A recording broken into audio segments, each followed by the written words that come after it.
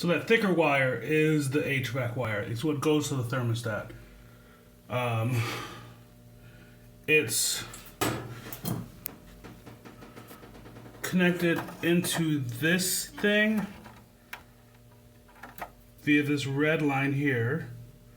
The white line for the thermostat connects to this red one, which goes to this cut-in thing.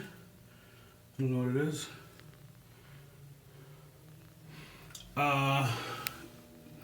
And that comes back and hooks into this green wire on this cord.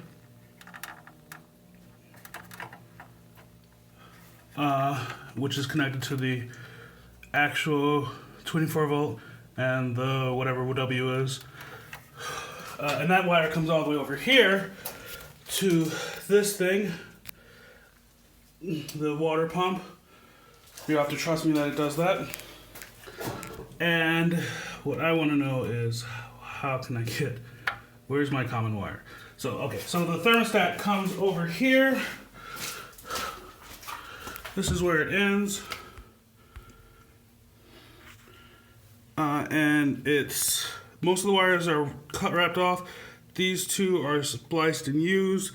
They're spliced to here, to these 2 points. And this goes up to the actual thermostat.